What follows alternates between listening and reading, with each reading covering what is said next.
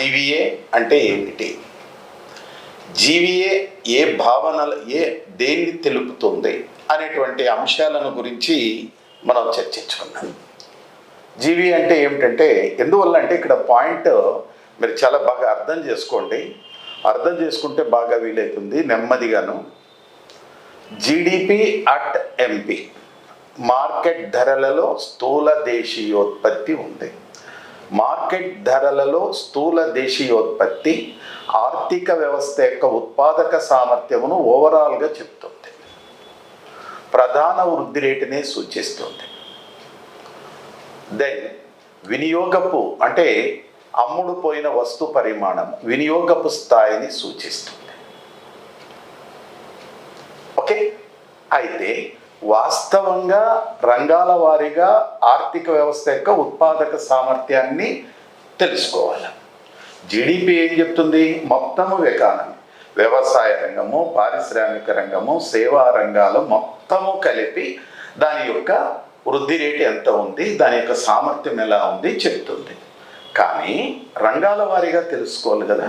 ఈ రంగాల వారీగా తెలుసుకొనడానికి 2011-12 ఆధార సంవత్సరపు శ్రేణులలో IMF సూచన, OECD దేశాలు మరియు వరల్డ్ బ్యాంక్ మరి యూరోస్టాట్ మొదలైనటువంటి వారి యొక్క సలహాలు సూచనల మేరకు జాతీయ ఆదాయాన్ని లెక్కించేటప్పుడు కలుపబడిన స్థూల విలువను కూడా అంచనా వేసినారు.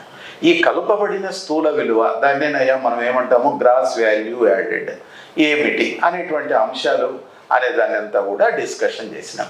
అయితే ఈ జీవీఏ గురించి తెలుసుకోవాలంటే first GVA at factor cost అనేది తెలుసుకోవాలి. ఈ జీవీఏ అట్ ఫ్యాక్టర్ కాస్ట్ అంటే కారకాల ధరలలో కలుపబడిన స్థూల విలువ. పాయింట్ బాగా వినండి. కారకాల ధరలలో కలుపబడిన స్థూల విలువ, దీన్ని gross value added at factor price. Dear aspirants, in Saturday's class we discussed about GVA. What is the need to calculate GVA? Why? Because from 1948-49 base year series up to 2004 and 5 base year series, CSO calculated GDP at factor price. GDP at factor price.